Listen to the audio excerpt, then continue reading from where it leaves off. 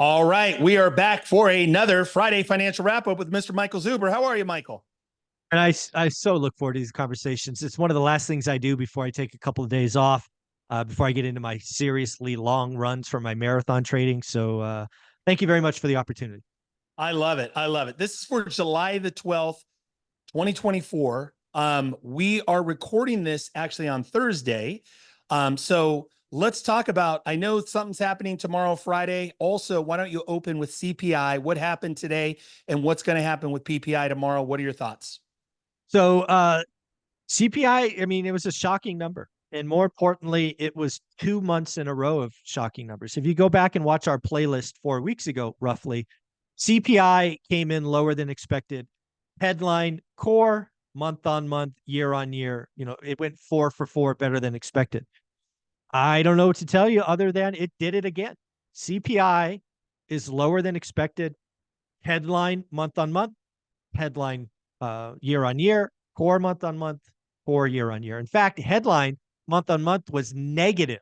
It was deflationary, right? Negative when you look at it. Wow. So again, CPI, and again, the other thing to point out, CPI now has 3.0, down from a peak, I think, of 9.1. 3.0, I think, is the lowest reading in this cycle.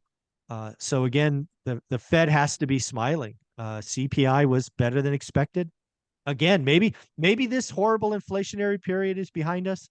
If you break down the number, auto insurance was up like 19%. Shelter is still up 5.4%. We've had long talks about shelter being a Yep. lagging indicator. I actually did really quick math on my daily financial news. I haven't had a chance to vet this yet, but shelter is 36% of CPI reading of inflation. It's the largest contributor. In rent today is up 0.4%, although in CPI, because of its backwards calculation, is still showing 5.2. So if you correct for that 4.8 error, miscalculation, however you want to call it, we would have a CPI reading below 2% today if you corrected that one number. It's pretty wild to think about. Wow. Wow. Well, the Fed is winning. You've been calling it. I mean, again, it looks like we're moving in the right direction. That seems like good news. What do you think? I mean, tomorrow, any surprises with tomorrow PPI? Talk about tomorrow and what are your thoughts? Yeah, PPI again. I got to go back to last month. CPI and PPI, we went 8 for 8 last month. Right now, we're sitting here 4 for 4. So again, it would not shock me if PPI, 2 out of the 4 metrics are better than expected. I think we are wringing out inflation, right? PPI is wholesale inflation. PepsiCo reported earnings on Thursday morning. They missed revenue. All three of their North American business lines were down. They lowered expectations. Why? Consumers are being picky. Yeah. And I think what that means for producers is they're going to start to discount, right? Their margin expansion that they've enjoyed for a couple of years is over. And we're going to see folks like Pepsi cut prices, I think, or offer coupons or whatever, right? We're going to see more discounting. So it would not shock me if PPI is better than expected. Maybe not 4 for 4. That's pretty hard to do. Certainly 4 for 4, 2 months in a row. But hey, why don't we just celebrate? We might be getting through the end of this, nasty inflation period. So hey, take the good news. Let's take it. Let's take the W. Let's take the good news. Let's keep going. Let's talk about weekly unemployment. What did you see this week? Yeah, again, the Fed has to be smiling. So again, for the last 6 weeks or so, weekly unemployment kind of took a step up, right? We were always around 210, 220 for like 6 months. Then we popped over 230. I think we visited 240 once. But we were kind of setting a new baseline until this week. Weekly unemployment claims came in at 222. So again, we've kind of come down a little bit. Now we have to look at that number with 4th of July week. We've got some of this, that, the other. So let's see what next week brings. But hey, inflation better than expected.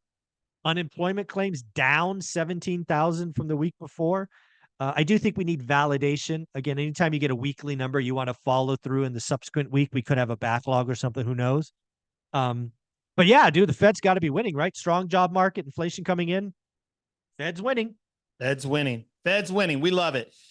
Let's keep going. Let's talk about Beth Traverso. I know you had some highlights from Beth.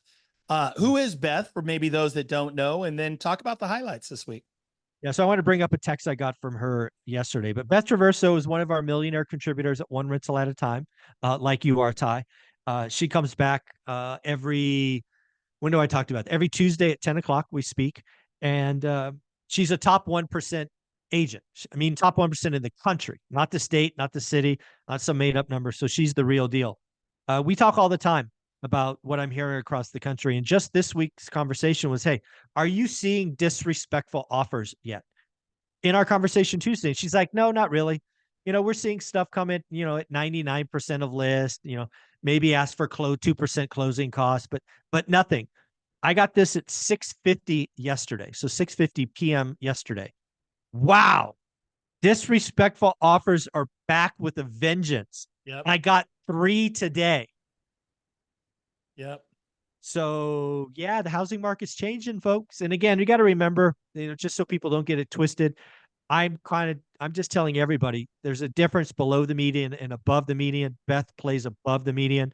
And again, this is where you can get 6-figure discounts. If you're playing above the median, you can get a big discount. So yeah, 6:50 p.m. Wednesday. Wow, disrespectful offers are back with a vengeance. I got 3 today. So shout out Beth for the up-to-date information. So true. So true. I'm seeing with aged inventory, I'm seeing similar things. I'm seeing buyers be picky over home inspections, things that just 3-4 months ago, people would look past. Now they're just getting picky. I see the consumer buyer tightening up for sure. Absolutely. Let's keep going. Let's talk about Lynchburg. What happened in Lynchburg? What are your thoughts there? Yeah, so I have a viewer, one of the viewers, shout out to him. I think it was Chris. I might be mistaken. But anyways, he heard me talk about the bifurcated housing market, right? Because there's a lot of people that don't understand transactions crashing, but prices go up. And again, folks, you got to remember, we're talking about median. And if you don't understand what median is, it's the one in the middle. So what I've been telling people to do in their buy box is, hey, whatever your median is, tell me how much inventory is below the median and how much is above. And if the ratio is not 50-50, the odds are, if it's more than a median, you're going to see a pull on the median and you're going to see more discounting. It just breaks the Crash Bros mind. So I had a fan give me the data out of Lynchburg. I think this was Tuesday, so it could be a little bit dated, but Lynchburg from memory is 275,000 median. As of Tuesday, 1/3 of the active listings are below the median and 2/3 of the active listings are above the median.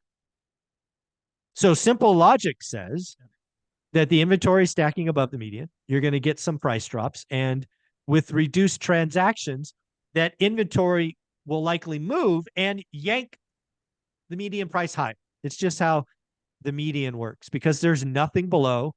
And if you're not transacting below, any transactions above yank the median higher. It's how the math works. Yep. Very interesting. And it's interesting that, I mean, bottom line too, you've said this, home builders have not kept up with demand, and the fact that entry level or even moderate mid-level housing, it's just non-existent. There's just very little to no inventory. Yeah, exactly. It's a supply demand thing. But too many people get cranky on supply demand because they're like, oh my God, inventory's up 38%. Yes, folks. But remember, all inventory is not equal. If you step back like 5 feet from the tree, you will realize we have nothing below the median and a whole lot above the median. So, stop being stupid and look at the real data. So well said. I used to think that median was average. You take everything added up, divide it by the number, but it's in fact what the middle is. And so well explained there just now. I love it.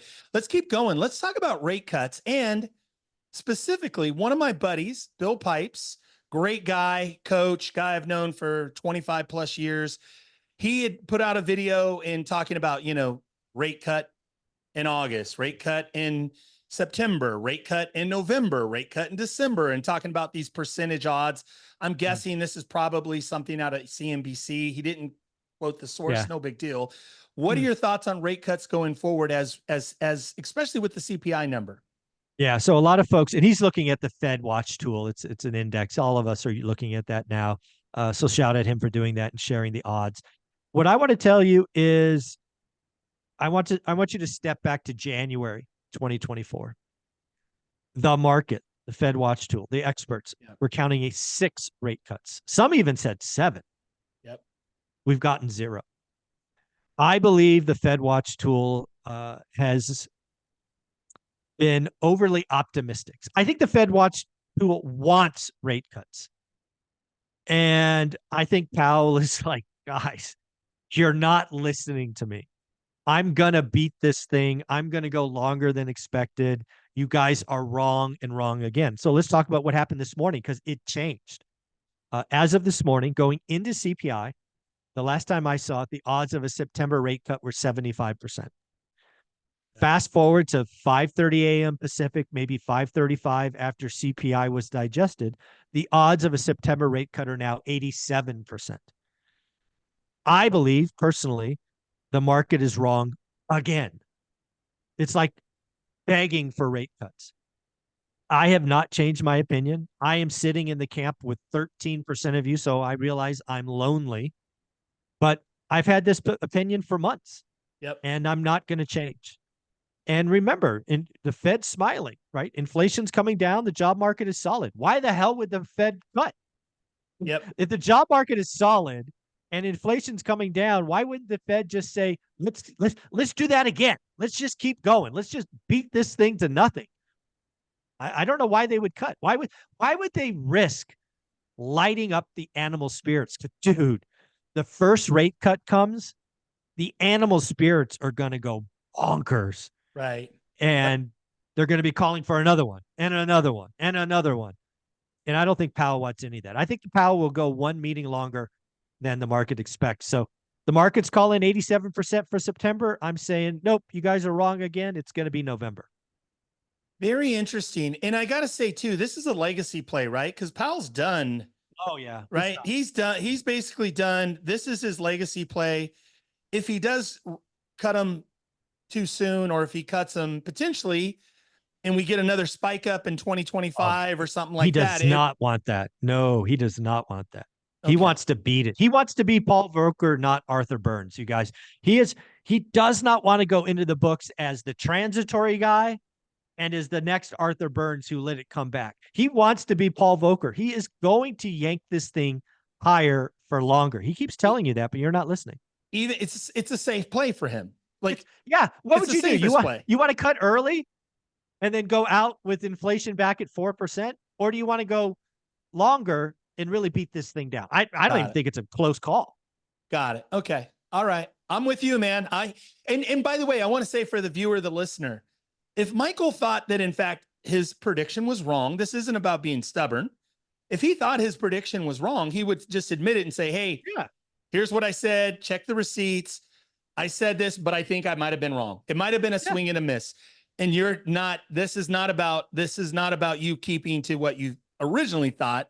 This is what you still today think is going to be true. Yeah, I have not seen any. I do agree that Powell is setting up the fact that rate cuts will be the next move. I think we can finally take rate hikes off the table entirely. Okay. But yeah, the next move will be lower. It's just later than most people expect. Got it. Let's keep moving. Transactions. What did you see this week and what are your thoughts? I got bad news for real estate agents, mortgage brokers, appraisers, inspectors.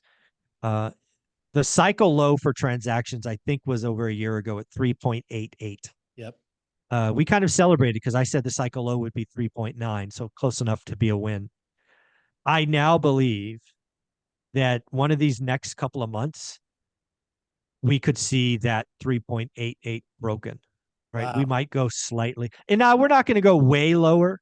We're not going to 2 million. We're not going to 2.7. But we might tick below 3.88. We might be like 3.82, 3.77, something and that's lower. Significant.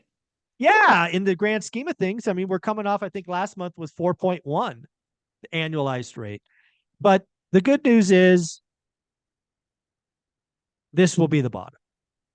And if you can get if you can get through the next 6 months, we will be building from there. I want to remind people of what happened to transactions 81, 82, 83. So we went from essentially doing 4 million existing home sales to 2 million. Depression level, right? We got cut in half. But what we started doing from that number is we went up pretty significantly. We went, and this is from memory, but go look at the 54-year spreadsheet if you haven't seen it. I think we went from 1.99 to like 2.4 million and then 2.4 to 2.7. So we build from here. We're not getting back to 6.5 million, but 2025 will be better than 2024. 2026 will be better than 2025. But we got to get through the next 6 months. So enjoy the fire. It's almost over.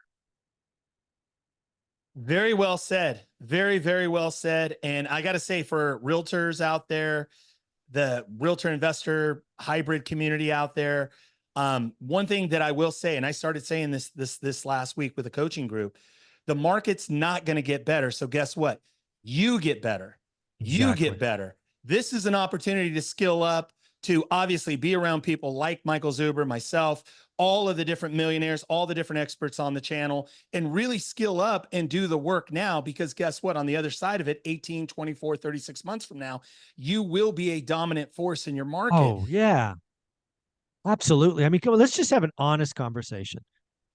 There are going to be something like 20 to 30% less agents in the business a year from now. Yep. We're going to be in a market where more deals are getting done. Right now, again, if the next 6 months are as slow as I think it's going to be, to your point about get better, skill up, the amount of seller financing, creative opportunities, it's going to be, I'll say it this way. The next 6 months will be the easiest environment to get seller financing of my 22-year career. I want you to hear that again. The next 6 months, because it is slow and some people have to sell, it will be the easiest time to get seller financing. But if you don't know how to pitch it, you don't know the tax consequences, Yep. you don't know depreciation recapture, you don't know installment loan, you don't know all of these things, shame on you. You're going to get your ass kicked. But if you know seller financing, if you're getting mentored, taught, interact with TYLG, this man right here, Ty, dude, your opportunities to add legacy wealth, never been better. So skill up. Skill up, skill up, get better. Here we go. Let's keep going. The big thing, we're going to finish strong here. Two things we're going to talk about. Episode 2. When are we dropping episode 2? Tell them about what is episode 2, Michael, for those that don't know. So you are the producer of a series we're calling Buying Vegas, featuring Olivia and I trying to uncover a rental in Las Vegas. We've already released episode 1 last Saturday at 6 a.m. We're releasing episode 2, 6 p.m. Friday. So today, 6 p.m. today, it is being released. It's where we meet the one and only Joe D. It's where we start understanding Vegas. It's where we start looking at sketching out a buy box. It's starting to come together. So episode 2 today. We have episode 3 and 4 done. We're working on 5 and 6. We're going to see what the audience likes. Do you like 6 p.m. Friday? Do you like 6 a.m. Saturday? So we're trying 6 p.m. Friday this week. So there you go, folks. If you're watching this Friday morning, if you're watching it over the weekend, 6 p.m. Friday will be the release time. Buying Vegas, episode 2. Episode 1 is already out. Would love, check it out. Give us your feedback. This is behind the curtain, Michael and Olivia's lifestyle, how they live, and more importantly, the thought process, the planning. How do they look at a buy box? How do they treat in terms of coming into a brand new market if they were brand new to this? How does two people, not one, two, who escaped corporate America financially free, how would they approach a brand new market if they were brand new in the business? Absolutely. Well done. And again, you got to make sure you give Ty some love. He is the producer. He's doing the cuts and tying it all together. It's not my thing. Ty deserves all the credit in the world for this one. This is fun, Michael. I love it. I love being on the ride and being here hand in hand with you. So let's keep going. School, the school community. Yeah. So I had such a good time on Sunday. I did a 2-hour Zoom on Sunday morning talking about creative deals and just really kind of like Q&A, problem solving, giving ideas. What's going on with school? Tell people, what is it? Where are you at? How do they get involved? Yeah, so go to school, SKOOL. You can search one rental at a time. You know, I'm there. We're almost 200 students. I think 200 is the magic number. Why? Because I think what's already happening at 187 is where the community is starting to interact with itself, right? That momentum is coming. We're having people step up. I want to shout out Frank, the old guy REI. He's now done a second week of accountability group. Every Wednesday at 6 p.m. Pacific, he gets on. I am not there. This is the community doing community things. And I think this last session was 2 hours and 52 minutes. They just talked about out of state investing. And they talked about one of the deals I highlighted this week. Somebody bought four fourplexes, 10% down, 30-year money, 30-year money at 4%. I'm telling you, folks, if you're not scaling up with Ty, you're missing out. So again, the community's building, growing, interacting. We're a top 1,000 school. There's over 8,000 or 9,000 schools, so we're in the top 1,000. I think we're in the top 950 now. You got lots of free education, classrooms. You want 10-week boot camp there. You want 6 hours creative financing there. But more importantly, you're having weekly calls with millionaires. So just this week we had you did a session. We're doing a session with Lance Lambert on Thursday. We did a session with Henry Washington next Tuesday. And again, by interaction, you get to interact with these people and ask them questions. And so, yeah, I can't. School is going better than expected. It will be the platform I focus on because I'm able to interact with everybody as opposed to Facebook, which limits what I'm doing and it doesn't allow me to give free courses away. So school is amazing. Join, and like everything I do, it's stupidly low priced at $20 a month. $20 a month, folks. You can find it, SKOOL School, the one rental at a time community. Michael, have a great weekend. Thank you for all that you do. You got it, man. Take care.